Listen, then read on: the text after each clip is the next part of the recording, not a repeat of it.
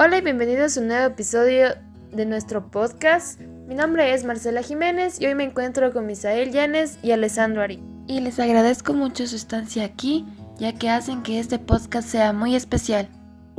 Primero quisiera agradecer por haberme invitado al programa. Me encanta venir a este tipo de programas, ya que de esta manera puedo ayudar a la gente a aprender un poco más de física y enseñarles que la física no solo son MRU, MCU, cosas así que les enseñan en el colegio, sino que también la física puede ir más allá, hasta en cosas más lindas, más agradables, que a uno le puede interesar más que lo que le enseñan en el curso. Pero es cierto que lo que le enseñan en el curso es importante también, ¿no?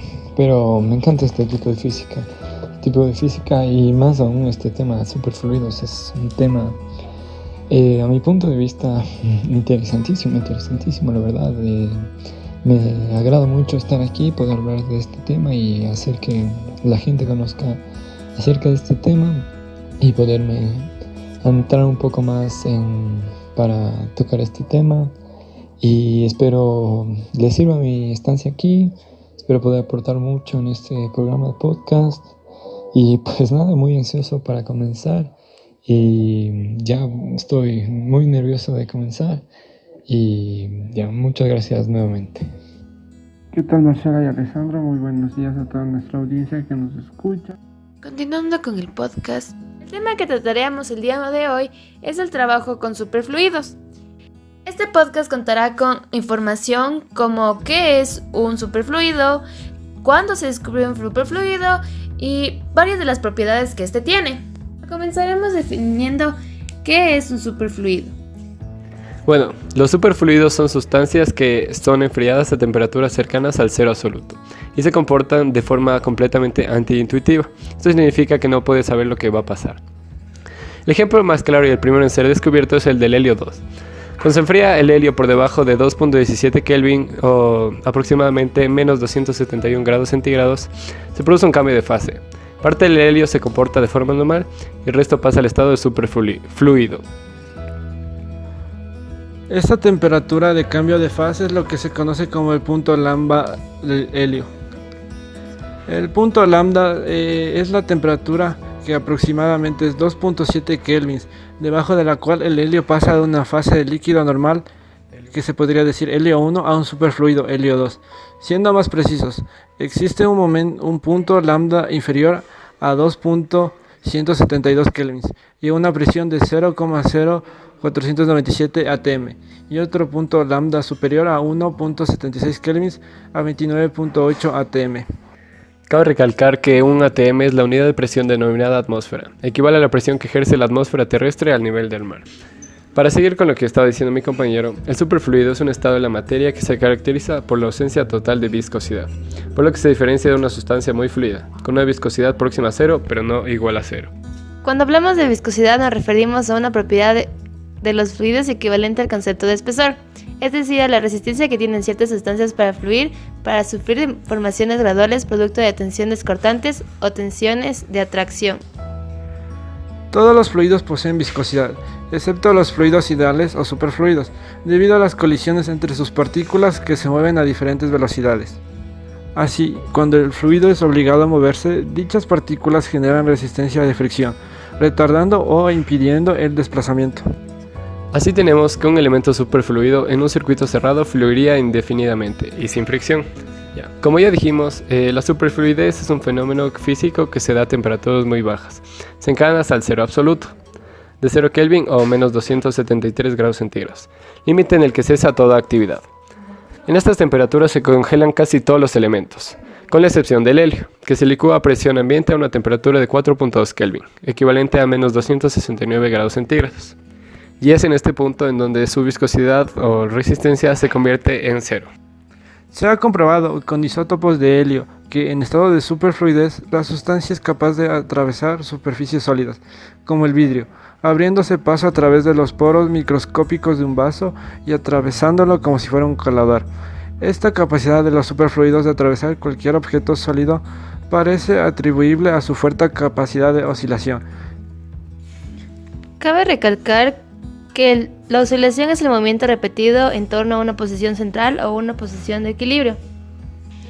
Lo que dijo mi compañero anteriormente acerca de la oscilación responde al modelo de la hidrodinámica cuántica.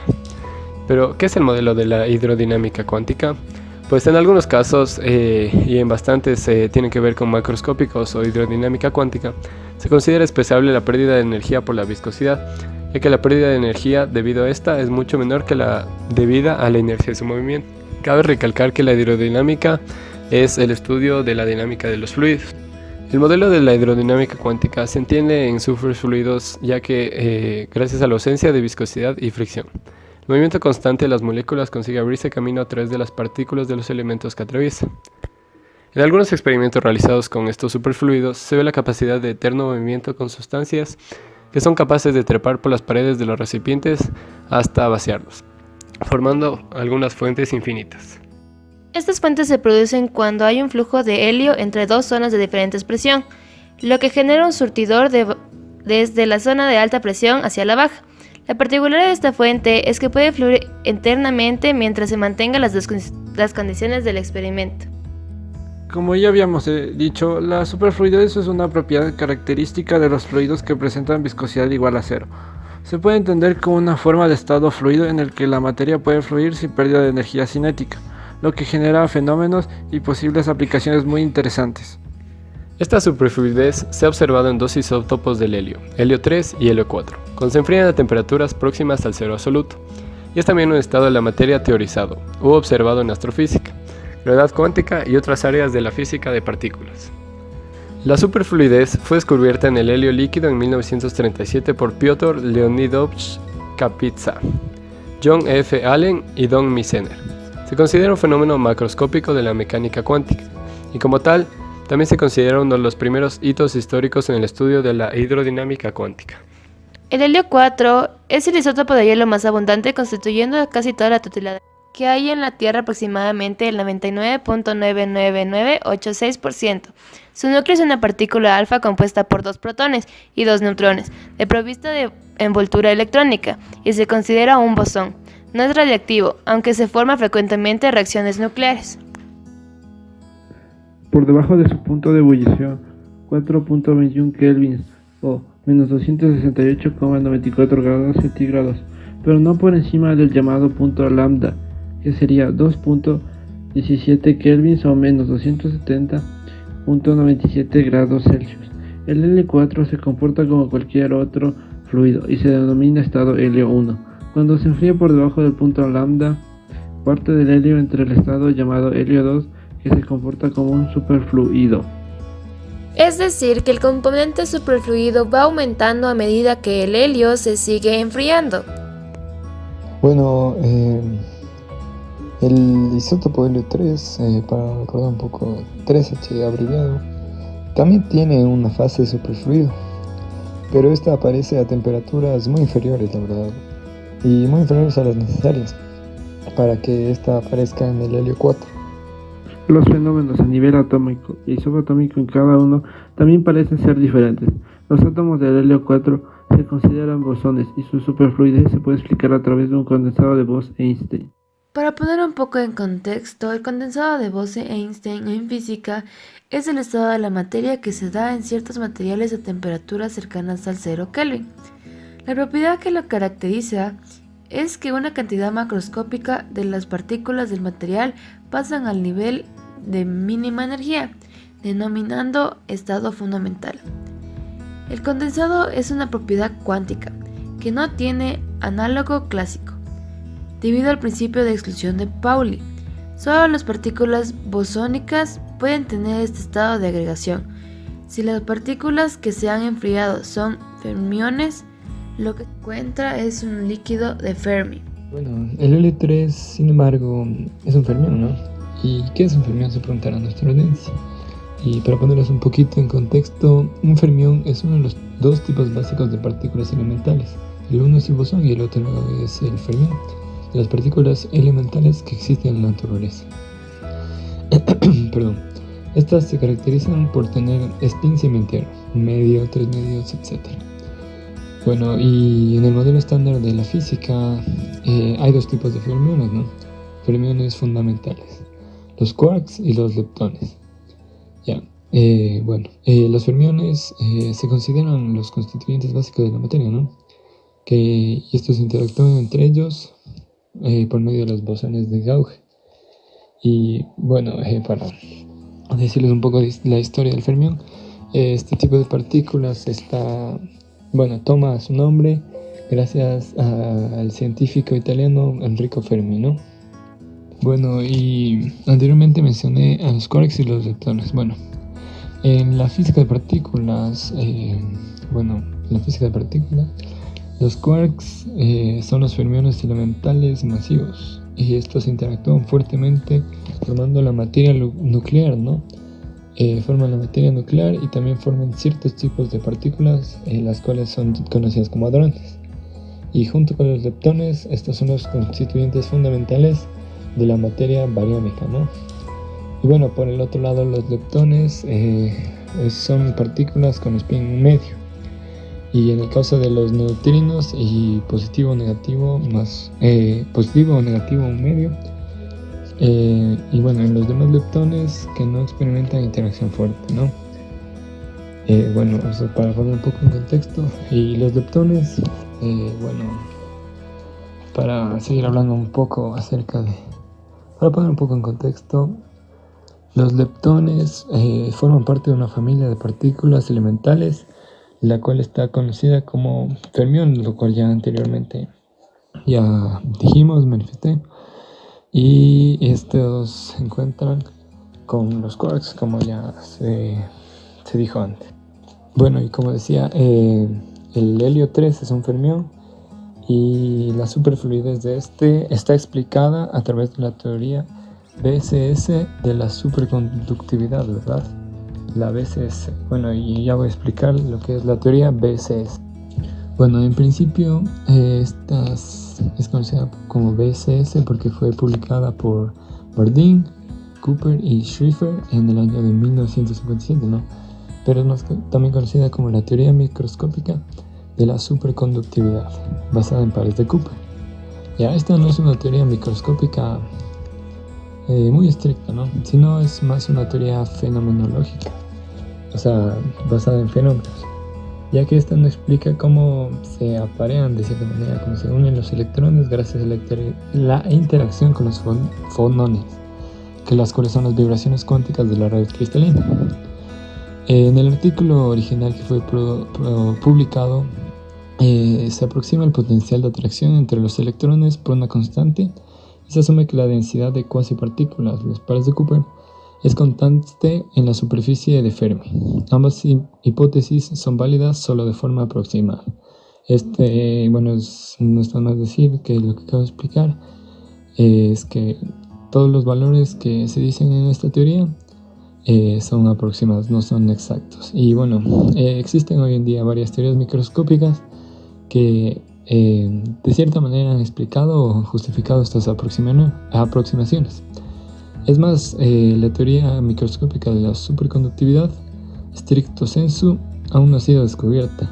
Por tanto, el término teoría BSS no se refiere a una única teoría microscópica de la superconductividad, sino que esta de cierta manera agrupa un cierto número de teorías alternativas y todas ellas, no está por más decirlo, que son fenomenológicas, basadas en fenómenos en cierto grado.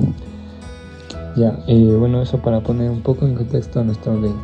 Entre las propiedades más destacadas, el comportamiento del helio por debajo del punto lambda es, por tanto, una mezcla de un componente con las características de un fluido normal y de un componente superfluido. Podríamos decir que, como dato curioso, el helio superfluido puede fluir sin fricción, sin perder energía cinética, tiene viscosidad cero, entropía cero y una continuidad térmica muy elevada, superior a cualquier otra sustancia conocida. También podemos mencionar que una de las características más llamativas del superfluido helio 2 es el flujo en capa y el efecto de desplazamiento, o efecto creeping. Cuando se coloca un fluido en un recipiente, el fluido sube por las paredes en contra de la gravedad y forma una pequeña capa, film o película de Rowling, cuya altura y espesor dependen de la tensión superficial del fluido y por tanto de la viscosidad. En el helio 2, cuya viscosidad es igual a cero, el el flujo en la capa de Rowling no está restringido por la tensión superficial. Este solo está restringido por una velocidad crítica, la cual en el caso del helio 2, es igual a 20 centímetros sobre segundo. No tanto, pero bueno, estamos hablando de valores microscópicos, así que de cierta manera sí es un poco alto. Y bueno, ¿esto qué significa? Significa que el helio 2 forma una capa de Rowling, lo cual no deja de fluir, en un recipiente abierto. En un recipiente abierto, lo que pasaría es que el helio 2 se derrama de cierta forma, ¿no? Y se derrama de una forma continua hasta que este recipiente queda vacío, ¿no? De esta manera se demuestra lo que sería la superfluidez. Bien, si hay dos compartimentos conectados, el helio 2 fluye por las paredes en la capa de Rowling hasta igualar el nivel en los dos compartimentos, haciendo un efecto sifón. Bueno, lastimosamente nuestro tiempo ha culminado nuestro tiempo. Lastimosamente, bueno, tenemos que despedirnos. Esperamos que, primero, nuevamente gracias por la invitación y espero que les haya servido de mucho y que puedan adentrarse en estos temas de física que la verdad no son tediosos, son muy interesantes. Y bueno, nos hacen conocer nuestro mundo desde otra perspectiva. La verdad, yo antes de mis clases de física, la verdad no conocía nada acerca de superfluidez, ni universo, ni nada. Pero bueno, he ido aprendiendo con el tiempo y creo que me ha ido gustando mucho, la verdad, porque antes yo física la tenía como muy tediosa, como muy repetitiva. Pero con esto, bueno, me encantó y espero poder tratar más temas así. Espero que nos puedan acompañar en otro podcast y muchas gracias. Esperamos que este podcast les haya servido y gustado. Y agradezco la participación de Alessandro y Misael por el apoyo para realizar este podcast. De igual manera agradezco su atención y nos volveremos a ver en un próximo episodio. Hasta luego y que tengan una linda semana.